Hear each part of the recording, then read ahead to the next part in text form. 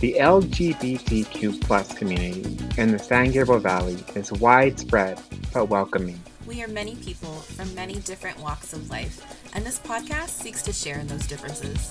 From Q Talk Radio and the San Gabriel Valley LGBTQ Center, welcome to Color Me Queer. Hello, everyone. Thank you so much for joining us on today's episode of Color Me Queer.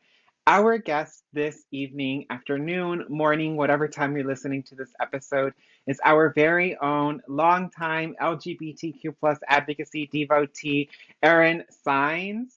Aaron currently works as an educator out in the LAUSD area, on track to become an administrator, and their gay job in the past 21 years has been really serving to make a home for the San Gabriel Valley LGBTQ plus Center.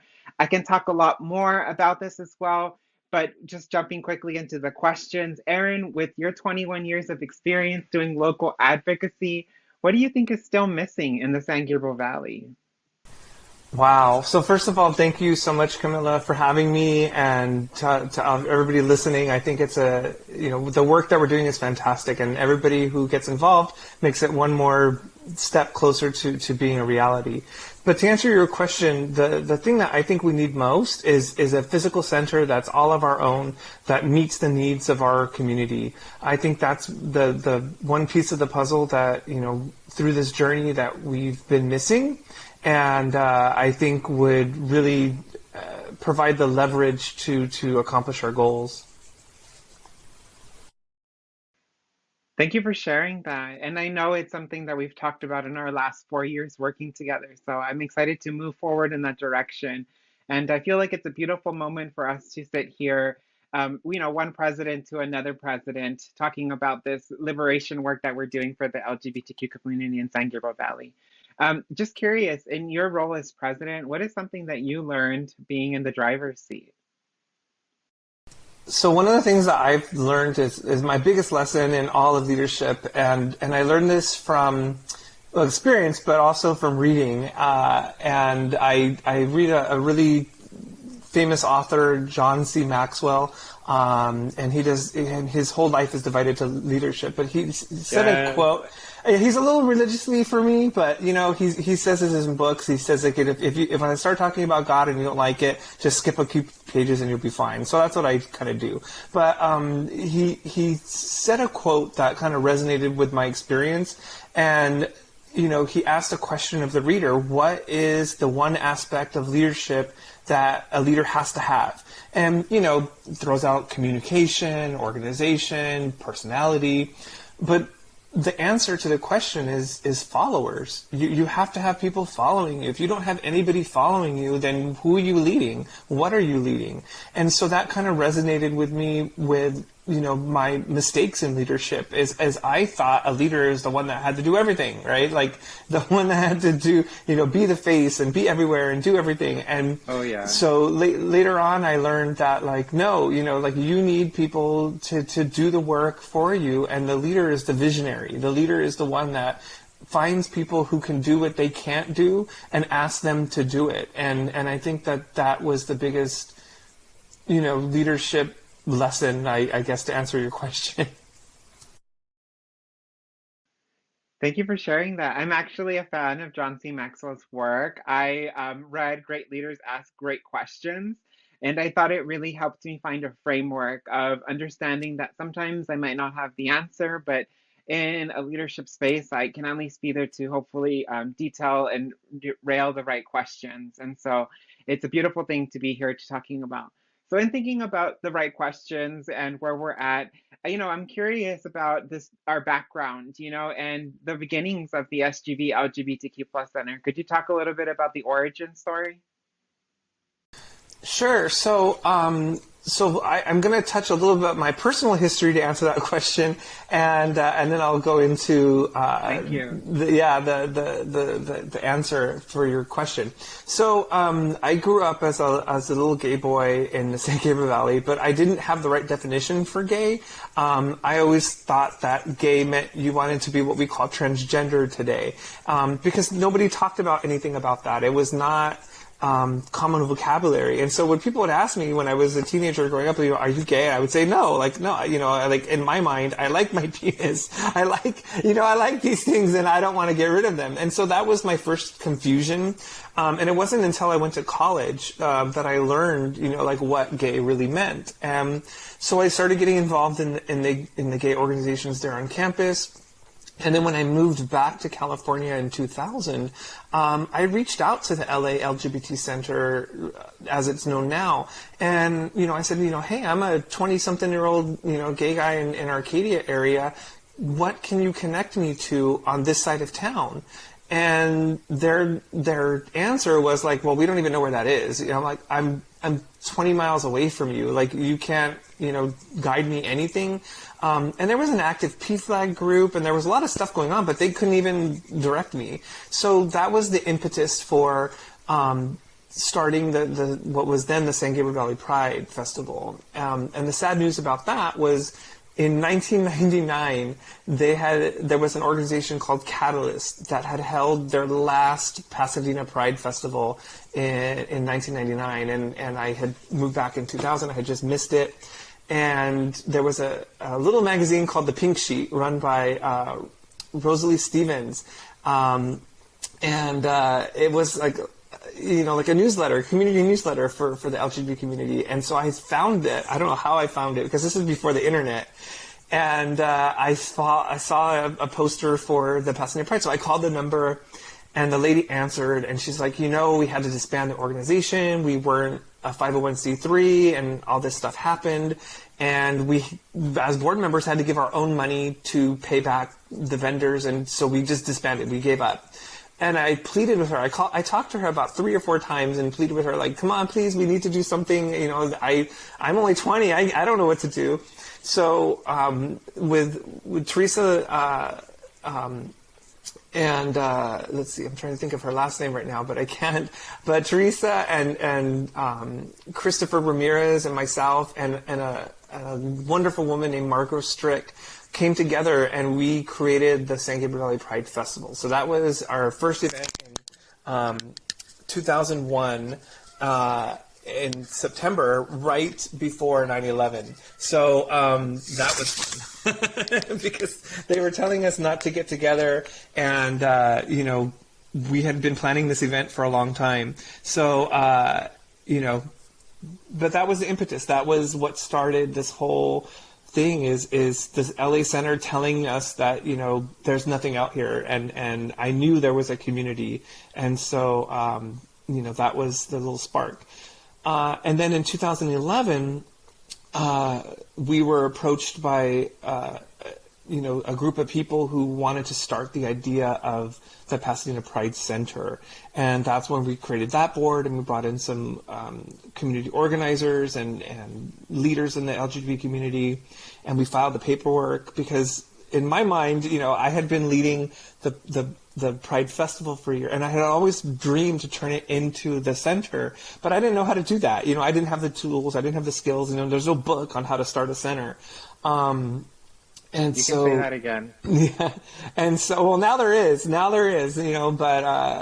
this just help. But yeah, so, that was the impetus for the Pasadena Pride Center. That was our first name back in 2011. Yeah, and thank you for sharing a bit about also the ever-evolving language as well, talking a bit about, your own instances of thinking about what LGBTQ plus identity looked like in the late 90s, early 2000s, and now being 20 years later, it's beautiful to hear a bit about the past, and also the origin story for how the San Gabriel Valley LGBTQ plus Center came to be. And so in thinking about the place that we have played, I'm curious, in your opinion, what role has our center played in the past, and what do you envision our center to play in the future? Sure. So in the past, we were the only center in the San Gabriel Valley that had actually done the paperwork to create the mission statement. And again, that was back in 2011. And it just meant a lot. And that was the comments that we got when we started that Google Voice number. 626-662-0058. I'm sorry, 578-5772. Oh, I merged it. But for those of you who don't know, that's 578 PCC, Pasadena Pride Center. So, that's the original number that we had. But just to have a number to call was such a drastic improvement to what we had before. Just to have somebody say, yeah, we'll give you the resource. We'll connect you to that organization for your HIV test. We'll connect you to that organization for housing issues. We'll connect you to this organization to give you some legal help. Even though we weren't providing the services directly, we were providing the connection to those services. So that was the biggest thing that we've been doing and continue to do. And then the second half of your question was, what do I see us going? I see us having multiple locations throughout the San Gabriel Valley with one central hub because our area is 200 square miles, and it's just a big elephant. And what's different from us from LA is that we don't have the intensive transit system. We only have like a couple major thoroughfares with the Gold Line and then some bus lines. But travel on local transit is very difficult across the San Gabriel Valley. So I envision having little satellite sites all over. And that's modeled after one of my own experiences, again, back in New Mexico where I went to college. They had a group called the Empower Movement, and it was a HIV prevention program for gay and bi men. And what they did, funded by the University of San Francisco, is they purchased a house like in the middle of the neighborhood, and they made it into a center. And I thought that was amazing. It was very similar to our old location in Arcadia. It was just surrounded by residential areas. It was kind of like in the gay district. And they purchased the house, and we were able to do like a little coffee shop. And so that's kind of what I envision is some properties that are kind of near business districts, that the zoning wouldn't be that difficult, but, you could do business stuff, there. So I think that's definitely a future I see. Thank you for sharing that, and for also sharing a bit about your past with your undergraduate work as well. I think it's important to think about where do we come from, and why does this passion, why do we do this passion and this work? And so it's important to think about our origin stories and, how we saw examples of it out into the world. So for you to share that coffee shop idea in some house, I think it's so powerful. And I've even heard from our own volunteers that there are further examples in a lot of the rural states where people just buy houses and they have these queer communities, and sometimes even right across church. So there's, even thinking about the proximity in certain areas such as ours. And so in thinking about that as well, I'm curious, in your lifetime of work, do you have any milestone moments that you yourself remember in this work? So I think the biggest milestone, it was the conduction of the first ever San Gabriel Valley LGBT community specific needs assessment. That was, well, first of all, I wasn't even aware what a needs assessment was. That was like, what, So, and so once I learned about it, we conducted the first one, and, just listening to what the people wanted was really amazing because, as I mentioned before, there is data out there about the LGBT community of the Los Angeles County. But if you look under the hood of where that data is coming from, it's mostly from the 90069 / Hollywood area, which is a very different beast than the suburbanite, the suburban queer. I think that's a term I made. So you can use that, suburban queer. Because it's a very different community. It's we're very close to our neighbors. We're, traditionally we don't travel more than 10 miles from our house to do all the stuff that we need unless it's for work. And so, we're very close knit, very connected to our community. And so we needed data specifically for our community.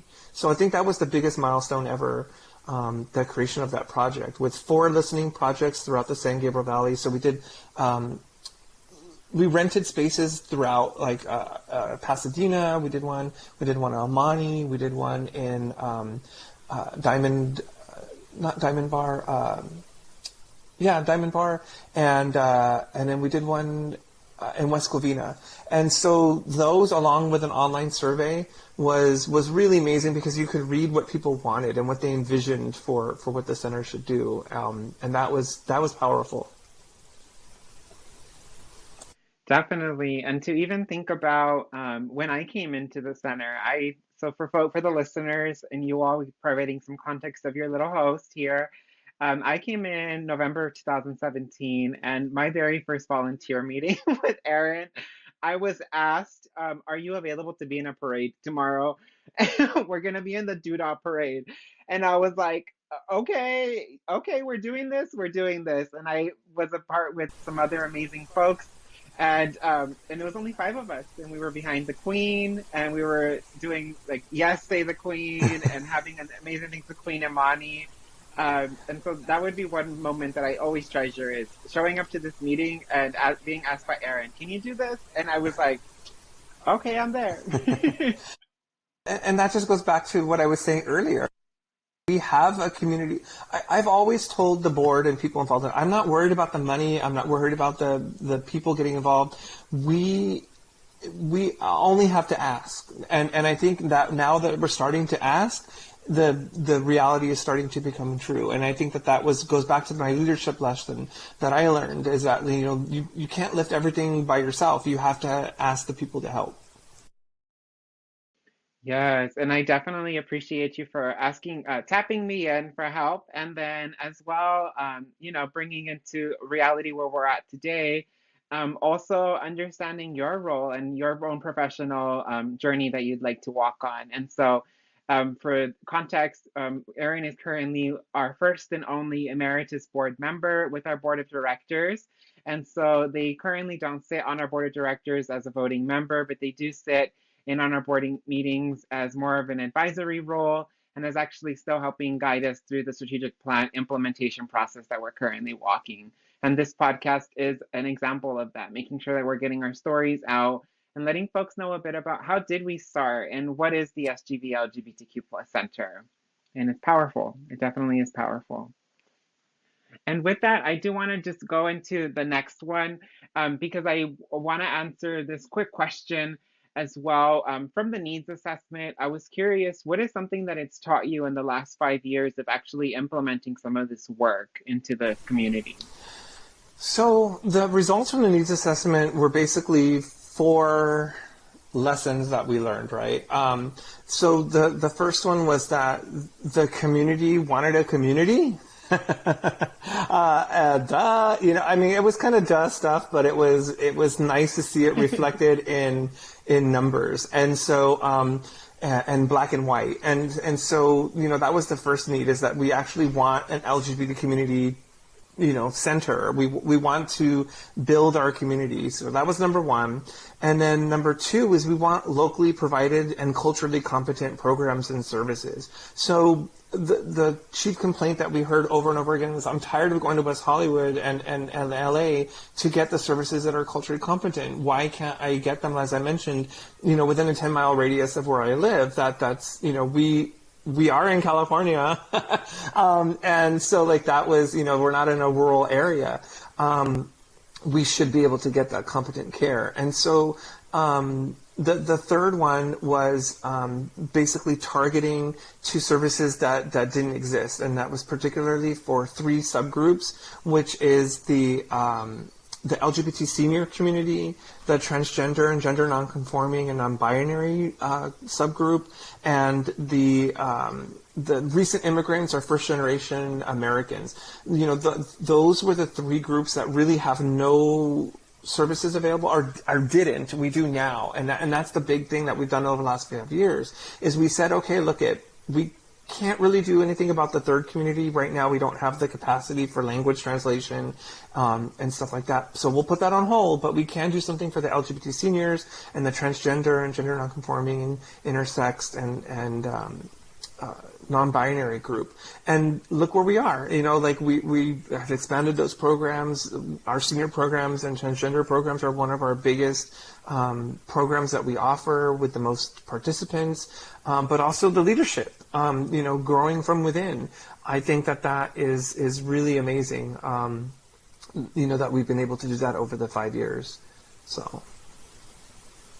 Yes, and thank you for talking a bit about leadership as well. I think what the SGV LGBTQ Plus Center is really great at, in my own opinion, is seeing maybe the leaders that you can see within a group and how we can pivot their focus or a passion to help for the collective liberation of our community. Perfect examples would be our non-binary peer support group came from our TGI peer support group, and even some of our peer support groups that we're offering this month in April came within as well. Yeah, and just to touch on that, I mean, that's kind of what happened with everything, and kind of what we knew, because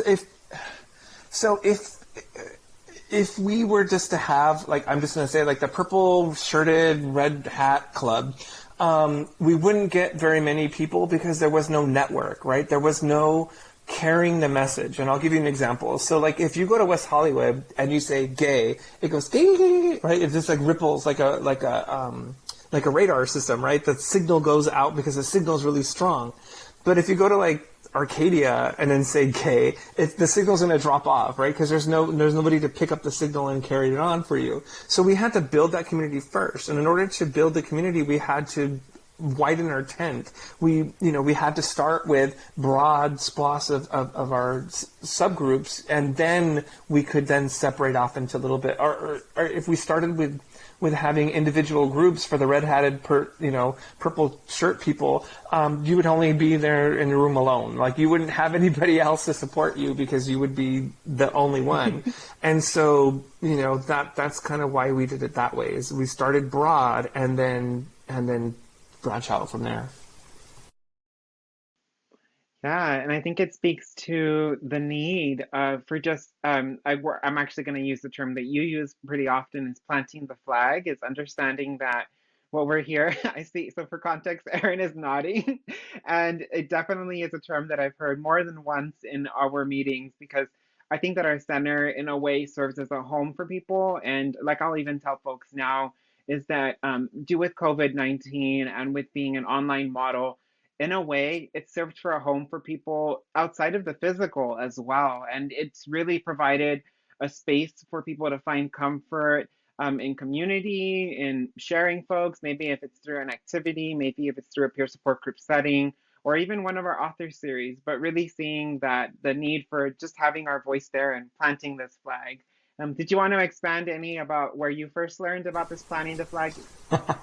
Well, I didn't learn about it. I came up with it, but it was basically, it's just my way of explaining what happens in the San Gabriel Valley, and what the planting the flag symbology is imagine you're walking around the Arcadia Mall and you come across a table with a big rainbow flag on it, and you identify in the LGBT community, or better yet, an ice skating rink, in the Pasadena ice skating rink, and going there and seeing the flag as a bench, like sitting on a bench, and being an 11-year-old kid coming up to somebody and saying, I know what that flag means, and I think it's really cool that it's here and I can see it.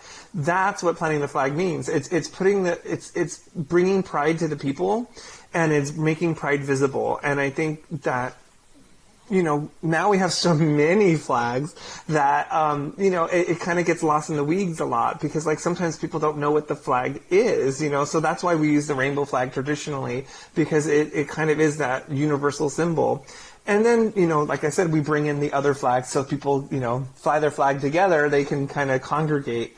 But we use the rainbow flag as a fly trap, to attract people in, because that's what would happen at the Arcadia Mall and at the ice skating rink, is people come up to you and say, I know what that flag means, and you're my people, and how can I get connected to you?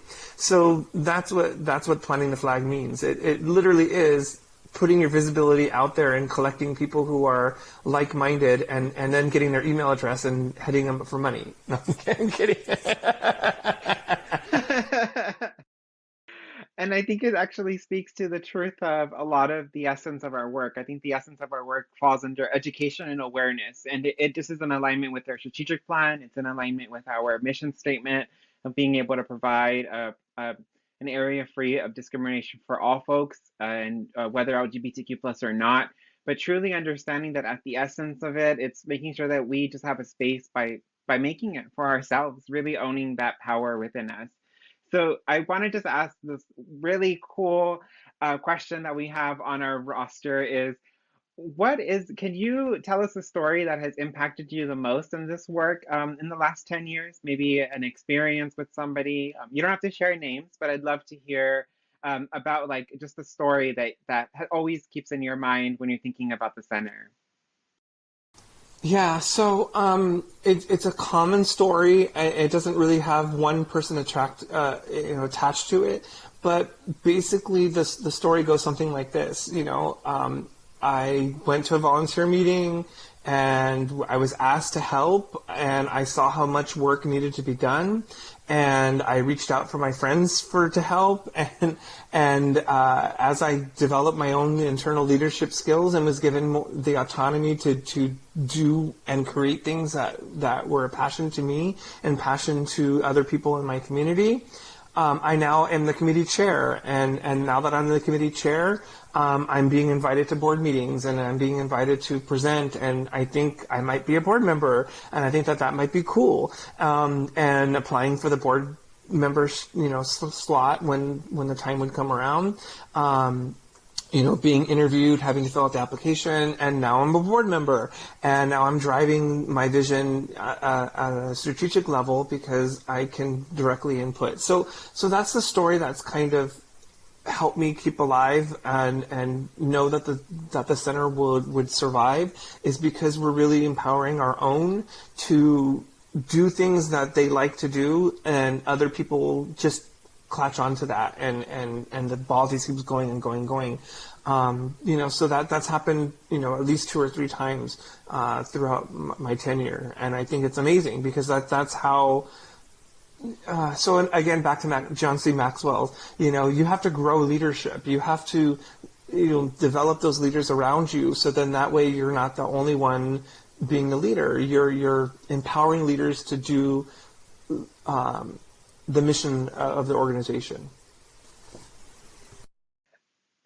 When you were saying that story, I was like, did you bring your reading glasses today? Because I feel like you're definitely saying my story. And it is your story, but it's also, Denny's story. It's, a Christian story. It's a lot of people who come.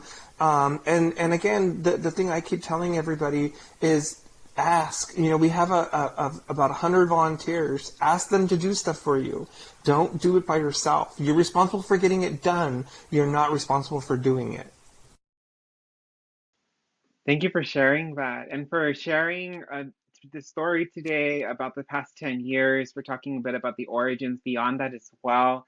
We have 2 last questions for you today. The first one that I'm going to ask is, what is the first, if someone were to ask you today, how could I help? What is the first thing that you would advise folks? So the first thing and easiest thing is lifting a finger and clicking on the website for the SGV LGBTQ.org and click that donate button. It's the easiest lift that you can ever do in your entire life, I promise you. And the benefits will be numerous. And because what we're really searching for is monthly donors, because with monthly donors, we can build sustainable future for the center. That during this time, we haven't been spending a lot of money on rent and our administrative costs. So we're hoping that when this is all over and we can, find a place.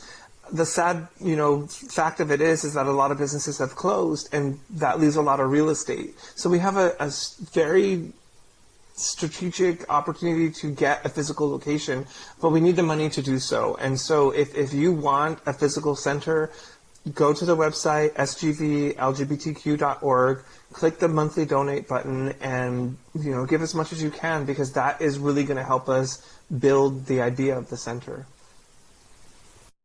Yes, and for any people who might be connected to a city council or a board or any other commissions, we highly encourage you to talk to your board about how maybe if you see an office building within your area that you think we could have rent for free, hit your girl up at president@sgvlgbtq.org and we can definitely get connected. And then the last question that we have for you today, Aaron, because we thank you so much for your time, is if you were to describe your aura today, what would it look like? Oh my God, my aura. Well, I'll just do it right here. There's my aura. I don't know if you can see it, but it's like all that my sleeves are the rainbow colors. So, Context. you got it? You got it? Yes, I'm seeing the rainbow I know color. you're seeing it, but unfortunately the viewers or the listeners won't be able to see it. But basically, I have a shirt with like an armband that has the rainbow on it. That's I'm always 24 hours, 7 days a week. I'm rainbow. That's it. If everybody wants to get me a gift, they know to get it a rainbow, and Aaron will be happy.